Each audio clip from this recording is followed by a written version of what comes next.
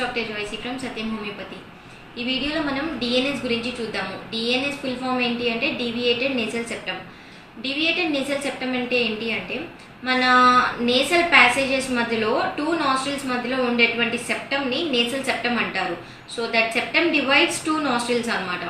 ఆ nasal septum అనేది కొన్ని కాజెస్ వల్ల మనకి డీవియేట్ అవటం జరుగుతుంది, అంటే పక్కకి జరగటం జరుగుతుంది. సో దాన్ని డీవియేటెడ్ నేసల్ సెప్టమ్ కండిషన్గా మనము చూస్తాము.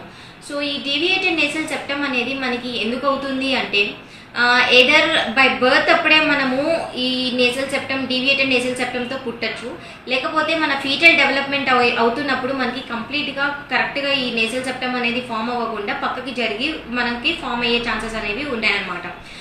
లేకపోతే మనము ఏమైనా స్పోర్ట్స్ ఆడుతున్నప్పుడు, ముఖ్యంగా కాంటాక్ట్ స్పోర్ట్స్ ఏమైనా ఉంటే కనుక రెజ్లింగ్ కానివ్వండి, ఇలాంటి వాటిల్లో మనకి ఇంజురీ జరిగినప్పుడు ఈ నేసల్ సెప్టమ్ అనేది పక్కకి డీవియేట్ అవటం అనే దానికి ఆస్కారం అనేది ఉంది. లేకపోతే ఏమైనా ఇంజురీ జరిగినప్పుడు ట్రామా కండిషన్స్ లో కూడా మనకి డీవియేటెడ్ నేసల్ సెప్టమ్ అనేది మనము చూస్తాము.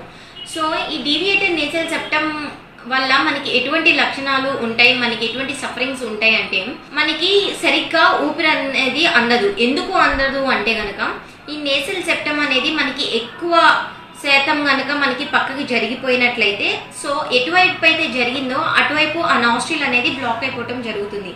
దానివల్ల మనకి బ్లాకేజ్ ఆఫ్ ద నాస్ట్రిల్ గా మనము చూస్తాము. ఇది ఒక లక్షణం అనమాట. So blockage of the nostril వల్ల మనకి సరిగ్గా ఊపిరి అనేది అందదు. ఆ నాస్ట్రిల్ నుంచి మనకి ఈజీ బ్రీతింగ్ అనేది జరగదు. సో డిఫికల్టీ ఇన్ బ్రీతింగ్ ఉంటుంది.